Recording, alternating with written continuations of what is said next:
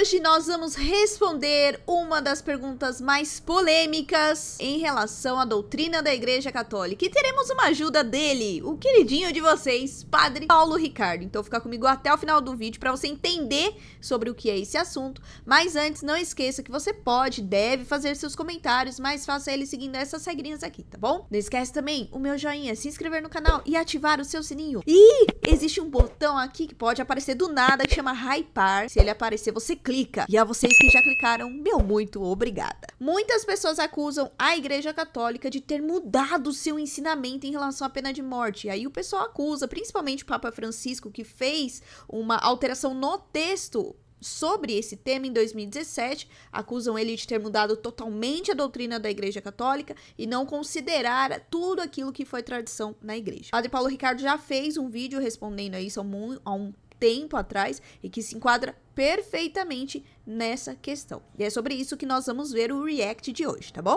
O fato é que a Igreja, olhando a sua história, sempre viu que havia uma dificuldade enorme para as sociedades antigas de retirar uma pessoa definitivamente do convívio social. Hoje mudaram as circunstâncias. Hoje nós temos sociedades desenvolvidas. Nós temos um mundo onde a pessoa pode ser tirada do convívio social definitivamente. Não é mais necessário recorrer à pena de morte. Também porque nós devemos ser humildes e aceitar que o nosso sistema judiciário ele não é infalível. Devemos compreender que em alguns países as circunstâncias nos levam a crer que, muito pelo contrário, os sistemas judiciários são muitas vezes verdadeiros instrumentos ditatoriais de injustiça. Pois bem, levando essas circunstâncias, a pena de morte torna-se praticamente uma hipótese que não encontra no mundo real aplicabilidade. É isto que o Papa João Paulo II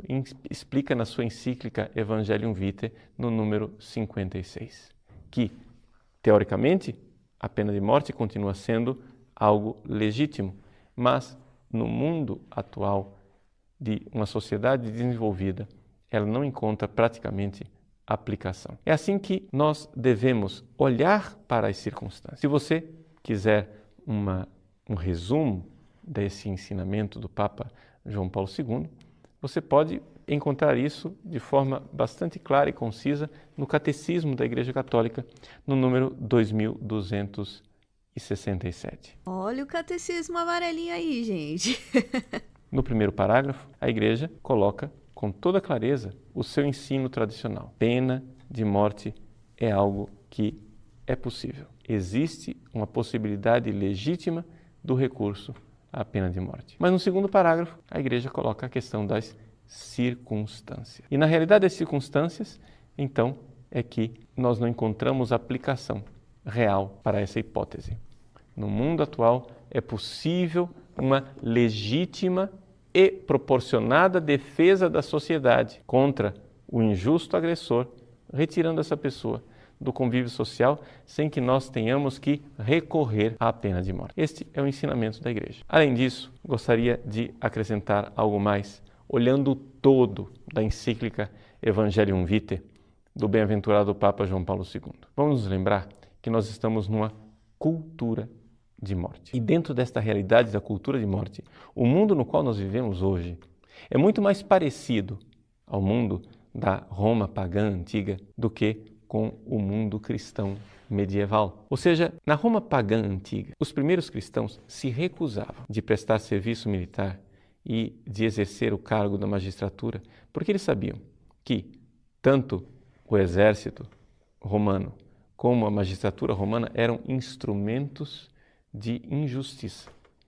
Por quê? Porque estávamos ali diante de um regime ditatorial, pagão, anticristão. É assim que hoje nós encontramos circunstâncias semelhantes a essa no mundo real. Você veja, por exemplo, na China.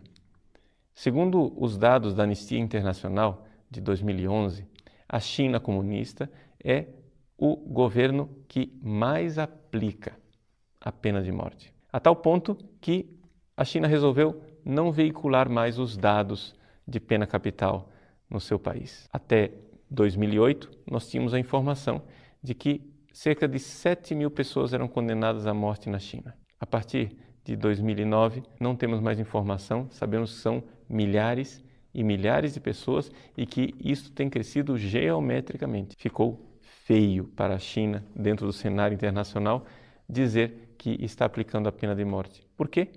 Porque, com toda clareza, trata-se de um regime ditatorial que está oprimindo o seu povo. Mas o que oprime realmente o povo chinês não é somente o governo. O que oprime o povo chinês é a cultura de morte na qual o próprio povo chinês se escravizou. É um país onde o aborto não significa nada. É um país onde os fetos podem ser servidos como aperitivo. É um país onde o ser humano está abaixo do animal. Se é assim, nesta cultura de morte, nesta cultura pagã e materialista, de fato, a vida humana se tornou muito pouco. E não é à toa que o povo chinês suporta serem tratados como gado, porque é somente se você tem uma noção real do valor do homem enquanto imagem e semelhança de Deus, que você irá defender e colocar a vida humana como realidade na sua existência. O Evangelho da vida é algo que a Igreja quer pregar e promover. Esta ideia daquilo que o Papa João Paulo II colocou na sua encíclica, e é por isto que hoje a Igreja, embora teoricamente aprove a possibilidade de uma pena de morte, já não encontra mais aplicação. Por quê? Porque temos outros recursos incruentos para retirar uma pessoa do convívio social e porque não podemos dar mais um passo na promoção da cultura de morte que, infelizmente, nos escraviza.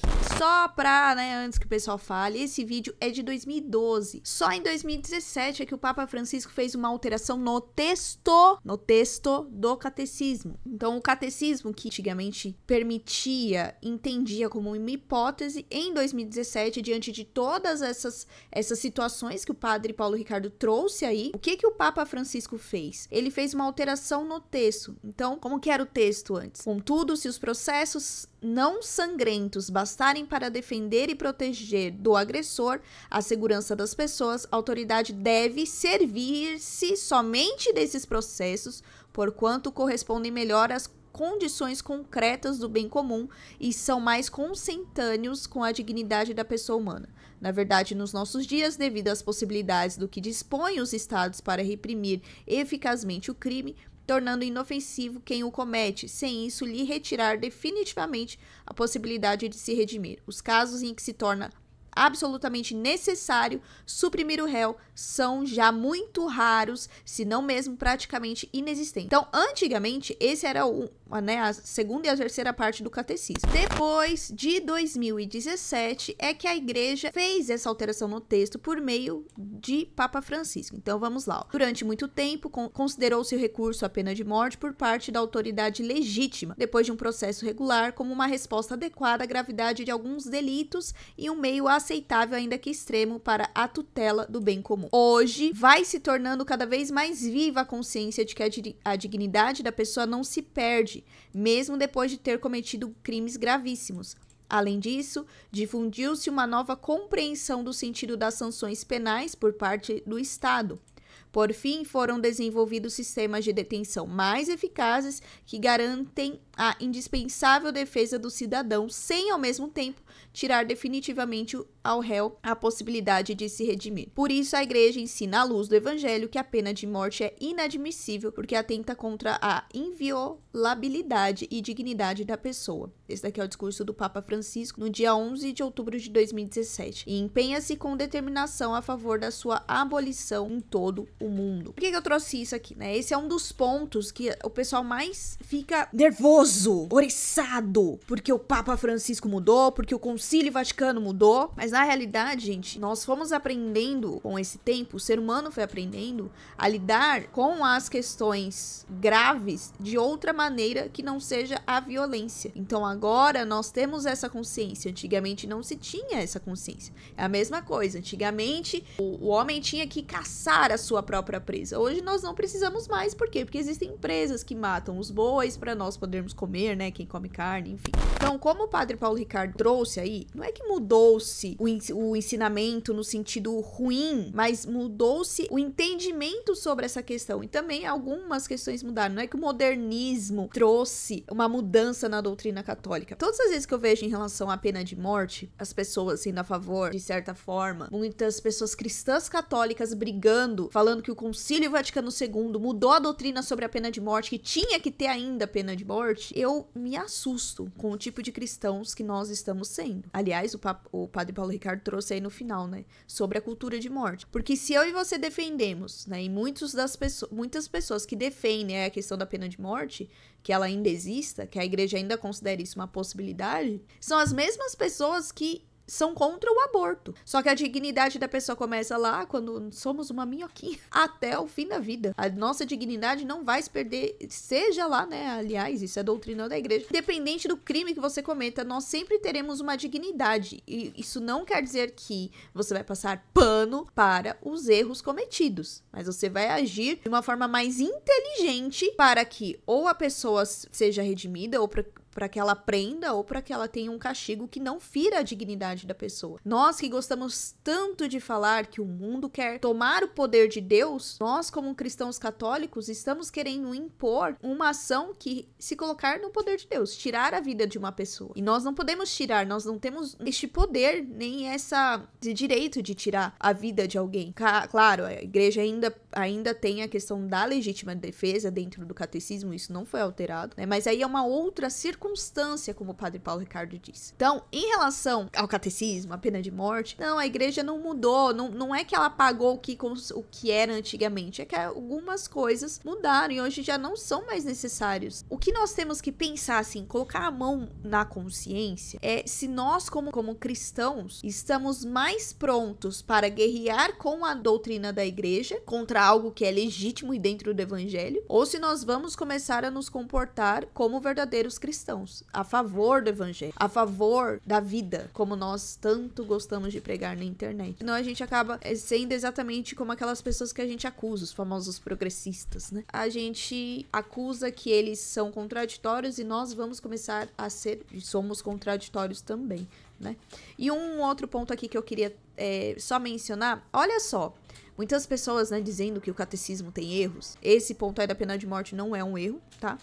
O padre Paulo Ricardo já trouxe aqui. Depois eu vou deixar o link para que vocês assistam, que ele traz toda uma outra reflexão acerca dessas circunstâncias também, que é muito legal. Mas ele citou o catecismo, ele trouxe o contexto de toda essa situação e também ele trouxe o documento de São João Paulo II, o Evangelho Vitae, e que é muito bom nós lermos. Por que eu estou dizendo isso? Porque dentro da Igreja Católica, e ele ainda falou do Evangelho, certo? Dentro da Igreja Católica, nós temos 3 pilares e nós nunca devemos nos esquecer disso. Todos os documentos da igreja seguem esses pilares: palavra de Deus, tradição e magistério da igreja. Os 3 é um elo que não se pode romper, porque se um estiver rompido, acaba a igreja católica. Mas a gente sabe que a igreja não vai acabar, mesmo que algumas pessoas falem isso, né, que tem acabado no Concílio Vaticano II, que ela não vai acabar porque Jesus já prometeu que as portas do inferno jamais prevalecerão sobre a sua igreja. E as portas do inferno prevaleceriam se, de fato, o que o pessoal fala aí, né, que foi rompido com o Concílio Vaticano II, aí a promessa de Cristo não seria válida, né? O padre Paulo Ricardo mostrou isso, e isso nós temos que ter sempre em mente. Então, dentro do catecismo é assim, tem a palavra de Deus, tem o magistério, tem a tradição. E olha só, para você entender um ponto do catecismo, você tem que entender também outros documentos. Aliás, essa alteração do texto também teve uma carta lá do Dom Ladária, né, que cuidava do dicastério para a doutrina da fé na época de Papa Francisco. Ele trouxe ali a reflexão sobre essa questão. Por que o Papa Francisco pediu alteração? Porque já era algo que já vinha sendo entendido. O padre Paulo Ricardo mostrou aí hoje. Já não é mais admissível isso. Então que a gente sempre tenha esses pontos aí em mente e que coloquemos a mão na nossa consciência se nós somos tão a favor assim da doutrina da igreja ou se nós estamos nos comportando como verdadeiros modernistas, a favor de uma pena de morte, brigando com uma doutrina da Igreja Católica. E aí, quando saiu essa alteração do texto, como você se sentiu? Você lembra disso? Como você se sentiu? Deixa aqui nos comentários, mas lembre-se, respeitando todas essas regrinhas aqui, tá bom? Não esquece também do meu joinha, de se inscrever no canal e ativar o seu sininho. E que a vida sempre prevaleça, assim como a ressurreição prevaleceu a morte. Tchau!